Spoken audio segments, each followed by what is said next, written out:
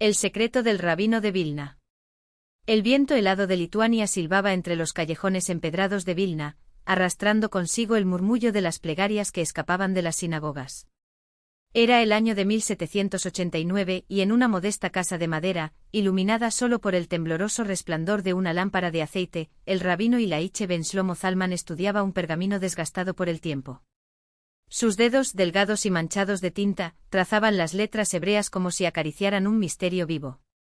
No es solo un texto, murmuró para sí mismo. Es una fórmula. El rabino, conocido por sus discípulos como el Gaón de Vilna, había pasado décadas descifrando los secretos ocultos en el Talmud, esos pasajes que los sabios antiguos escribieron no como leyes, sino como claves. Y esa noche, bajo la luz amarillenta, creyó haber encontrado la más poderosa de todas, la fórmula para manifestar el éxito total. No era magia. No era superstición. Era sabiduría aplicada, un método tan preciso como las leyes de la física, pero dirigido al alma humana. 3 décadas más tarde, en un café de Varsovia, un joven mercader llamado Jacob Levi escuchaba por casualidad la historia del Gaón. El hombre que la contaba, un viejo librero de barba plateada, bajó la voz como si temiera que las paredes tuvieran oídos. El rabino nunca la escribió completa, susurró. Solo dejó pistas en sus comentarios al Tractato de Berajot y en las Misné Torá de Maimónides. Pero quienes la han reconstruido, hizo una pausa dramática, han cambiado el curso de sus vidas. Jacob, que había perdido 2 fortunas en menos de un año, sintió un escalofrío. Esa misma noche compró todos los textos que el librero tenía sobre el Gaón y se encerró en su habitación durante semanas. Lo que descubrió no era un hechizo, sino un sistema de 3 pilares, tan simple en su esencia como profundo en su ejecución. 1. Hatzlajá, la siembra correcta. El Talmud enseña, quien siembra en el día de la lluvia, cosechará en el día de la sequía, Ta'anit 23. Pero el Gaón interpretaba esto de otra manera, el éxito no es fruto del azar, sino de acciones alineadas con el momento exacto. No se trata de trabajar más, sino de actuar cuando el universo, o Dios, según la perspectiva, está listo para recibir. Para ello había que dominar el zman, tiempo, y el makom, lugar. Jacob aprendió a observar los ciclos, desde las fases de la luna hasta los ritmos del mercado, desde las horas en que su mente estaba más lúcida hasta los días en que sus socios estaban más receptivos. 2. Bitajón, la certeza inquebrantable. En Pirkei Avot se dice, no es tuyo el deber completar la obra, pero tampoco estás libre de intentarlo. El Gaón añadía, el fracaso es solo la ausencia de fe en el proceso. Jacob entendió que la duda era el verdadero enemigo. Cada noche antes de dormir, repetía el versículo El Señor es mi pastor, nada me faltará Salmo 23, no como una plegaria, sino como una afirmación neurológica. Con el tiempo su mente dejó de cuestionar el cómo y se enfocó en el cuándo. La incertidumbre se disipó como niebla al amanecer. 3. Teshuvá, el retorno consciente. El tercer pilar era el más difícil. El Talmud insiste en que el arrepentimiento precede a la redención, Yoma 86, pero el Gaón lo llevaba más allá, cada error era un mapa.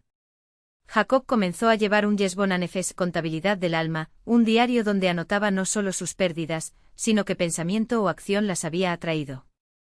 Descubrió que sus peores decisiones venían siempre después de noches de vino y orgullo, y que sus mayores ganancias llegaban cuando actuaba con humildad y gratitud. Corrigió su rumbo no por culpa, sino por estrategia. Pasaron 2 años. Jacob Levi, el mismo que había estado a punto de mendigar en las calles, se convirtió en el proveedor oficial de telas para el ejército prusiano. Pero lo más sorprendente no era su riqueza, sino su paz. Ya no temía a la ruina, porque entendía que el éxito no era un destino, sino un método. Una tarde, mientras caminaba por el puerto de Danzig, un joven comerciante desesperado se acercó a él. Señor Levi, dicen que usted conoce un secreto, algo del Talmud.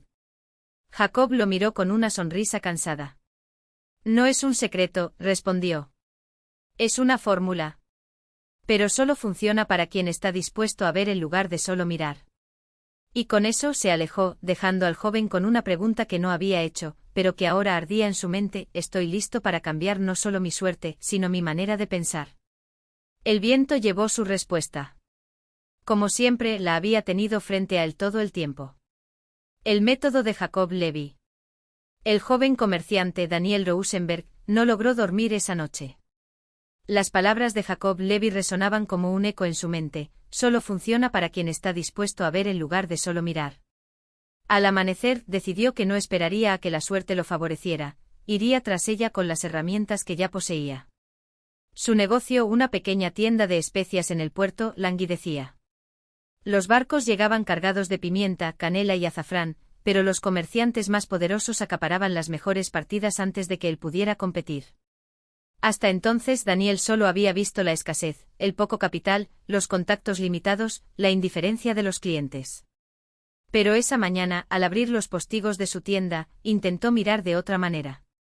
Observó el ritmo del puerto, los marineros que descendían con hambre después de semanas en el mar, las esposas de los pescadores que regateaban por cada moneda, los niños que corrían entre los muelles con mensajes para los mercaderes. Y entonces lo vio: nadie vendía comida lista. Todos compraban especias para cocinar, pero ¿qué pasaría si ofreciera pan recién horneado con mantequilla y miel, o un guiso humeante de lentejas con comino y cilantro, justo cuando los barcos atracaban? Con los últimos ahorros compró un pequeño horno de barro, harina y legumbres. Contrató a 2 mujeres del barrio, viudas que sabían cocinar, y les propuso un trato: ellas preparaban la comida, y él la vendía en el muelle al mediodía, cuando el aroma atraería a los trabajadores famélicos. El primer día, la cola se formó antes de que terminara de armar el puesto. Para el tercer día, los capitanes de los barcos le pedían que les reservara porciones para sus tripulaciones. Pero el éxito llamó la atención de los comerciantes establecidos. Un tal Germán Bass, dueño de la mayor bodega de especias de Danzig, lo citó en su oficina. «Este es mi territorio, Rosenberg», le dijo, apoyando las manos sobre un escritorio de caoba. «No me gusta la competencia desleal». Daniel sintió el sudor frío en la nuca, pero recordó las palabras de Jacob Levy: el éxito es un método. No era solo vender comida, era entender que necesitaba la gente antes de que ellos mismos lo supieran. «Señor Bass», respondió manteniendo la voz firme, «no le quito clientes. Le traigo nuevos. Los marineros que compran mi comida luego entran a su bodega a buscar especias para llevar a sus hogares. Podríamos hacer un acuerdo: yo vendo sus productos junto a mis platos, y usted recibe una comisión por cada referencia». Bass lo miró con desconfianza, pero el argumento era sólido. Al final aceptó a regañadientes con una condición: Daniel solo podría operar en el muelle sur, lejos de los puestos principales. Para él, era una victoria. Había convertido a un enemigo en un socio menor. Con el tiempo, el negocio creció. Daniel abrió una taberna junto al puerto, donde los comerciantes cerraban tratos sobre mesas de roble mientras saboreaban sus platos.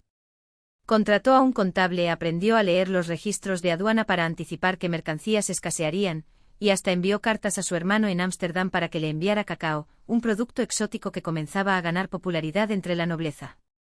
Años después, ya como un hombre próspero, Daniel Rosenberg caminaba por el mismo muelle donde una vez había visto a Jacob Levy alejarse sin darle respuestas. Ahora entendía: el secreto no estaba en un conocimiento oculto, sino en la capacidad de transformar la observación en acción. La riqueza no era un premio al azar, sino el resultado de ver oportunidades donde otros solo veían obstáculos. Esa tarde, un muchacho con la ropa raída y los ojos brillantes de ambición se acercó a él. «Señor Rosenberg, dicen que usted sabe cómo». Daniel sonrió. Conocía esa mirada. «No es un secreto», interrumpió. «Es una fórmula. Pero solo funciona para quien está dispuesto a hacer en lugar de solo desear».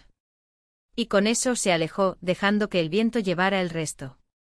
Como siempre, la respuesta ya estaba frente al muchacho.